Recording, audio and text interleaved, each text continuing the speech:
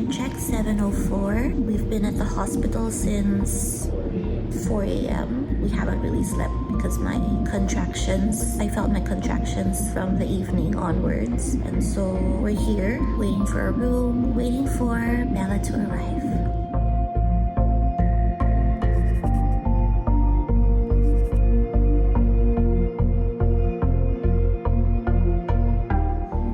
Update 7:50 p.m. Cam's just got an epidural which helps with the pain. She's 6 cm dilated but the baby's head is still high.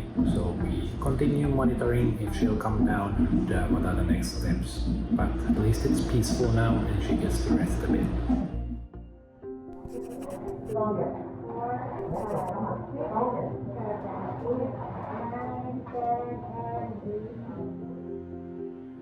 Time check 9:28. I can't believe we're doing this. Up to the very last minute, I wanted to manage my expectations that, we might end up doing CS still. And now, parang everything's really falling into place. So I'm just so thankful. And we just tried out how to push. And apparently I can push. So in 30 minutes, Doc will come back again and we'll see if it's time for Bella to come out. I'm so excited to meet her.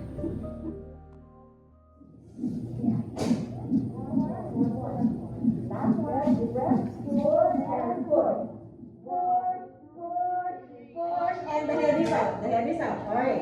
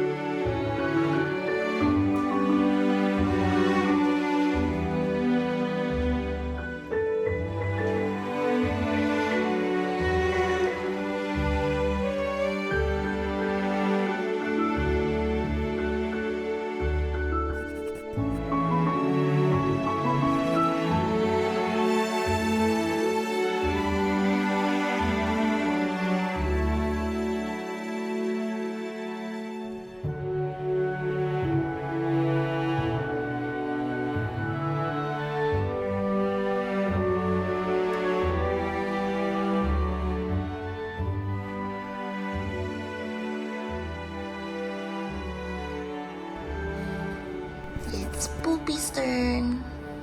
Poopy shift number 1. Let's see which way the diaper goes on.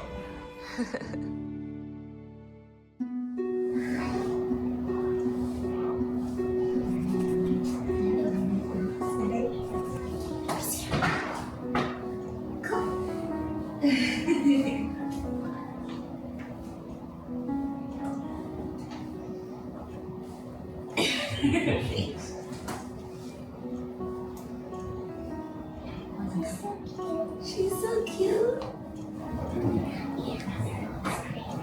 You were so excited. Yeah. Okay, I can see better.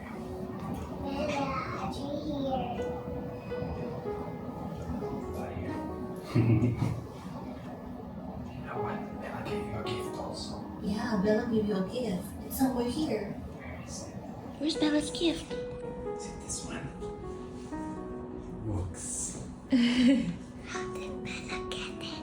I don't know. She just said that's for Angie. Close eyes. Close eyes.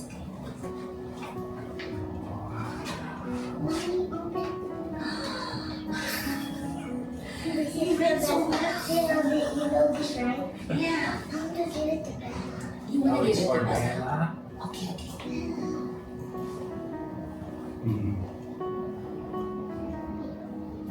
So cute.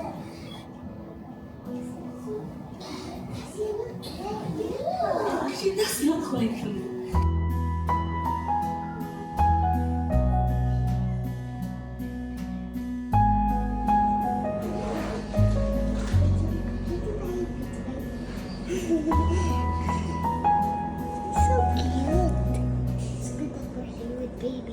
Yeah, it's good that we're here with baby. And we're gonna bring her home.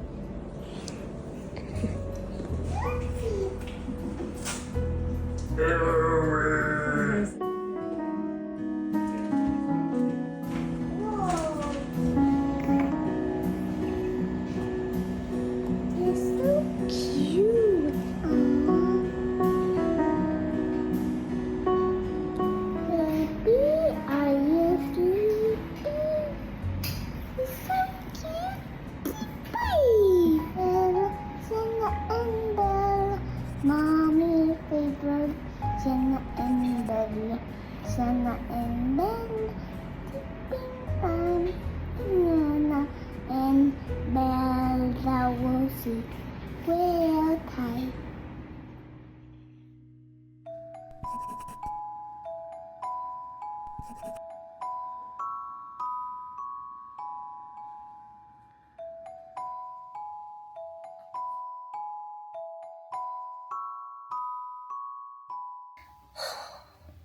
We're finally back home from the hospital. So Sienna was just put to sleep in her arm's reach co-sleeper. I really love that thing. It's my first time using it because we used a different one for Sienna, but it just makes everything so convenient because it's a co-sleeper, but it's still very much independent from our bed. So it's still super safe because Sienna is in her own space. It just makes it so easy for me to reach out to her from the bed, especially after giving birth and with my body still going through the healing process. It actually also comes with this attachment that you can insert in your bed so that you're sure that the co-sleeper is like really connected to your bed. But we opted not to use it because we want to be able to move the crib around easily. And I really like that it already comes with these compartments, so I could just put stuff in there that is for baby and for myself to use. So yeah, it's just really, really convenient. It also comes with this nice little carry pouch already. So it's kind of like a pack and play as well. It folds into this really small rectangular thing. And plus points because it's also in the same color theme as Paparazzi.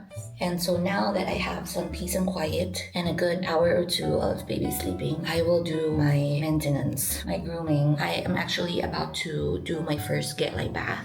Ta-da, already prepared. This is actually how it looks. You're supposed to boil this, and after boiling it, you just mix in some water to make it into the temperature that you want, like a lukewarm temperature. You can use this to sponge bath or like dip your body in, so that's what I'm gonna be doing. If you guys have watched my first vlogs on my pregnancy with Sienna, then you know that I did Get Light with her as well, so you're familiar with Get Light. It's this traditional Chinese practice that moms do postpartum just to make sure that you're healing properly, so that's what we're gonna be doing now. Technically, you're not supposed to be doing full baths unless it's the Get Light bath. I was able to do like a sponge bath in the hospital. I also had them wash my hair. That's why my hair looks still decent. So yeah, so this is my first official like bath here at home.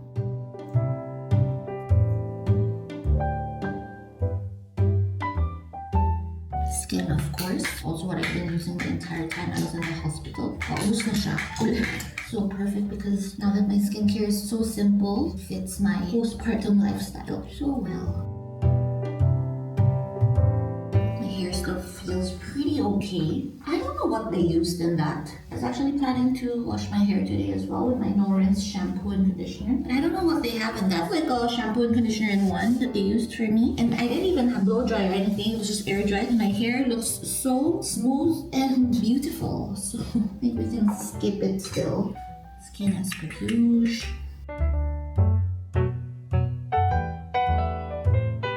My lounge lashes are still lashing. Skin hydrator. I found one of the samples still here. Kaya naman if I don't use. So I'll use that first. And we're done. Time to go back to my baby. Here we go again with my Get Light journey. This is my first meal from Get Light PH, and it's their black chicken with goji berries. I remember really liking this. And also this, actually. This is their steamed chicken with black fungus. This has malunggay, of course, perfect for my breastfeeding journey. I've actually already eaten lunch, so I'll be having that for dinner. But I got one of the other bone broths and just added some noodles for my merienda right now. I also drink this tea by Get Light PH as well. So every day we boil a bunch of them, and it's what I drink. It's caffeine free and perfect for my holistic recovery, which is the point of Get Light. I can't believe I'm doing this again. Feels like just yesterday when I was doing this with first Sienna. But I feel like it was much easier then because it was a pandemic, so easier to just really confine yourself in one room and not go out, not bathe. Now I haven't been confining myself so much in one room because, you know, I have Sienna and I want to see her. So for the past, well, we've only been home for 2 days actually. I've been eating my breakfast and lunch here upstairs, but I think that's not gonna stick. I probably will start going down again, even though that's not really your Get Light rule. But I make it a point to have dinner with her and still put her to sleep because I don't want her to feel that mommy disappeared, you know. But she's been really such a trooper, and she's really still the most excited for Bella to be actually here at home with us now. And now that I have a little bit of quiet time, let's talk about my birthing story. Despite having gone through the pain that I've gone through for this birthing experience, I'm coming out of it so happy and so grateful that I was able to do VBAC, so vaginal birth after a C-section. And at one point there, I really thought I wouldn't be able to do it. So I first felt the labor pains at around 10 p.m. And then by around like 1 a.m., it was becoming pretty consistent. The intervals were becoming pretty consistent. And since we live far away, Yoni and I were just waiting for the intervals to be around like 6 to 8 minutes. Because my OB said that around 5 to 10 minutes, if the intervals are uniform already, then make your way to the hospital and have yourself examined already. So that's what we did. So maybe around 3 a.m., we made our way to the hospital. I informed my doctor about this. And because Yoni and I didn't know how fast my labor is gonna go, like how fast fast. We're gonna go into the active phase. And it was gonna be a Monday, so we didn't want to get stuck in Monday work traffic. So that's why we made the decision to just really just go there. And I remember checking Sienna's camera at 3 a.m. She actually woke up. I don't know if she had a feeling. When I was talking to her about it, she doesn't remember waking up, but she was actually awake when we left the house. And so we made our way to the hospital. Everything was still very, very tolerable. Yes, it was painful, but completely tolerable. And then we went straight to the delivery room. They had me in the examination room so that they can examine how far along I am into my labor. And I was just only at 1 cm then, but my contractions were already at like, I can't remember, like maybe around 4 or 5 minutes. And then they gave me a choice. They said that, you know, I could stay or I could still go home and just come back again when my labor progresses, because this is still the early phase or the latent phase. And so Johnny and I decided that we'd rather much stay because we don't really know how my labor would go. And again, we were so scared of the traffic. I mean, if we lived just around the area, like maybe 30 minutes away from the hospital, then it was fine, but we didn't live that close to the hospital, so we wanted to be at the hospital already so that, you know, no surprises. And so we were transferred to the birthing suite, and at the birthing suite, that was where I continued my labor. And then I can't remember at what point my labor started to feel so intense, but I was just lying down, and I remember my doctor was telling me, you know, you can try to stand, like walk around, use the Swiss ball, the exercise ball here, like see if there's any other position that would make you feel better. So I remember the standing position was better for me. Like I would walk around, and then when my contractions would start to ramp up, I would just hold on to the bed, standing up, like squatting a little bit, and Yoni would push my back, my lower back, and that was a bit more bearable. Another one was when I was on top of the exercise ball. So I would just like sway my hips and then just keep swaying and swaying, and when my contractions come, Yoni would just push on my back while I tried to sway. But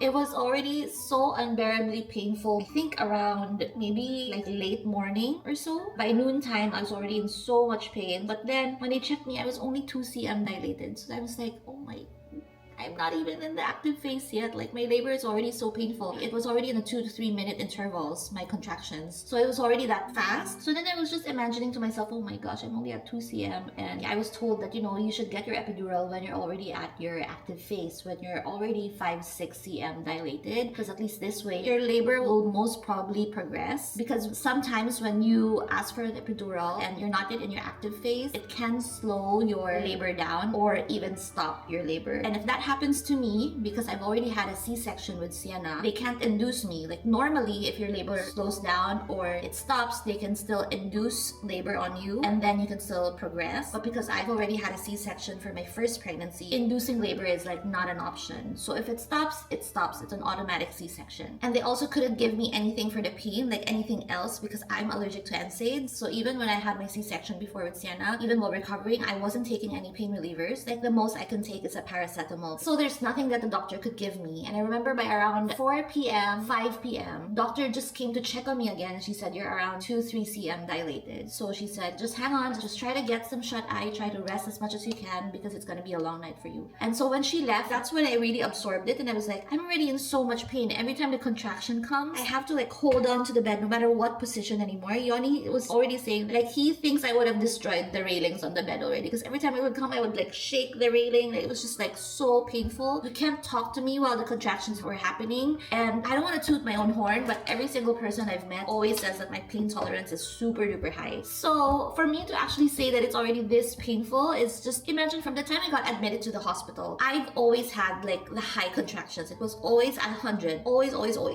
100, and that's the highest point of your contractions. And this time I was having them 2 minutes apart, 100. And it's not just like whoop 100, it was really like whoop 100, and then it goes down because there's like a graph on the monitor where you'll see like how the contractions are going. So it goes up, and this is your like the most painful point of your contractions, and then it goes down. And that's when I realized that I was just, wait, if she says it's gonna be a long night, I just can't imagine still going through like 5 or 6 hours more of this. Like I just really don't know how I would be able to handle this anymore. So I called my doctor and I told her, Doc, I think I want the epidural already. And she was very, very, like she wasn't so on board with this. Like she kept telling me, this could stop your labor altogether. You know that, right? And I was already telling Yoni, I think I've come to terms with it. I've always said that I'm open to anything. I want to come into this open-minded. Like if I could do VBAC, then that's great. If I can't, then okay. Yoni was one who was already talking to my doctor because again, I was getting contractions again. And then I said, Doc, I think I really want the epidural already. We were saying that if it slows down or stops my labor altogether, then so be it. We'll just do a C-section, you know, but if it doesn't, at least you have that small chance of still going through with a VBAC. She said, what if, like, can I convince you to still, like, let's just do the paracetamol intravenously, so they'll inject inject me with the paracetamol and let's see if it works. And I was just like saying, how long would it take? And she said around like 30 to an hour before it works. So I was just thinking, oh my god, 30 minutes to an hour of this still. And I was computing in my head, that's 15 more contractions. Because like it comes every 2 minutes, right? And she just really said, come on, let's just try first. Because another option is Nuvain or something. It's like a narcotic. And most doctors don't want to give that because it does affect your baby. Like they might come out like drowsy and stuff. So they don't want to give that. But that's the only other option for me aside from epidural. But if they give that, it's also still a 30 to an hour wait before it starts working. And also, it's still no guarantee that it would make my contractions more bearable. And they also can't keep administering it. They can only administer it once because it's a narcotic. So then,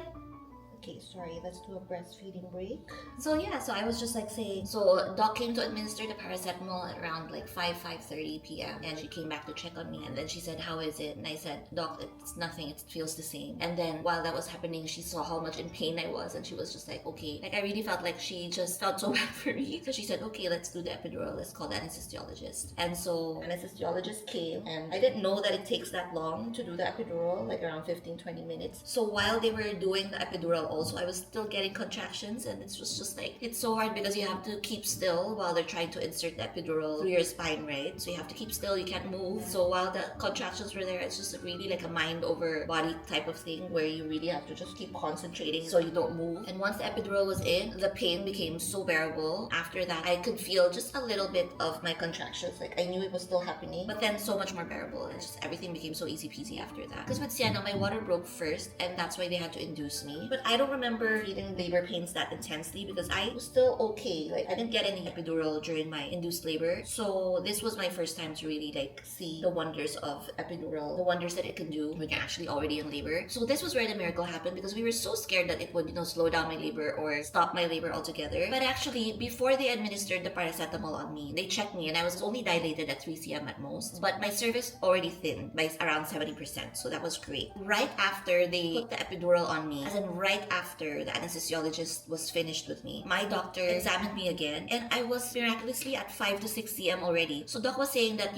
somehow during this time, we didn't know I was actually already in active labor. That's why I was like really, really dying also. And that's why she felt confident that it wouldn't slow down my labor because I was actually already at 5 to 6 cm when we were administering the epidural. So that was such good news. But then, even though I was at 5 to 6 cm already, this baby was still at station -2. Like she still hasn't gone down. She's supposed to be at +2, So then we were asking like, is it possible that I could be like completely dilated at 10 cm? And she still hasn't gone down. She said, yeah, that's possible. That has happened. But then after that, everything progressed so beautifully. Like I just dilated so quickly, became 8 cm na. Tapos baby was already at -1. And then next time she checked, okay, baby is already ready. Like we're already almost ready. We're at 9 cm. We're just waiting for her to go down some more. And then next it was already like, okay, practice how to push. And because I wasn't feeling anything anymore because of the epidural, I was so scared that I wouldn't be able to push because you don't feel anything there, so you don't know if you're really pushing correctly. And so doc said, okay, try to push, just try to push. And I tried to push and she was like, okay, you can push,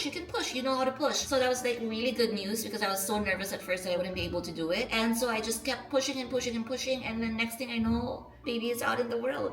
And I did it. We did it. Yanni and I did it. We did VBAC. I feel like crying again. I just feel so thankful for the entire team, most especially for my doctor, because I feel like it wouldn't have gone this way if she wasn't my doctor. So yeah, I'm just really thankful that I was able to do the VBAC because it was just something that I really wanted to do for this second pregnancy because, with a C-section, you're so limited with how you move and how you recover because, it's a major surgery. But as opposed to this, everything just went so well post-birthing. I was so surprised, you get to stand up right away, you get to do things right away, and it just made me feel so happy. But at the end of the day, even if I end up getting a C-section, I think I'd still be happy naman. I won't be like sad. I mean, at the end of the day, we just want a healthy, happy baby. And that's what we have right now here. And so yeah, I'm just so thankful. So thankful. Most especially thankful for Yoni as well because I wouldn't have been able to go through that labor without him. Thank God it's no longer the pandemic and he can be with me at the labor room. He was such a good emotional support. He was really my pillar of strength. And he just kept telling me, you're so strong, I'm so proud of you. And I'm just like, he's just the best partner anyone could ever ask for. Thanks, my love. Thanks, Hubs. That is it for my birthing story. Possibly my last birthing story. Thanks for joining us. We're now officially a family of 4. See you on the next vlog.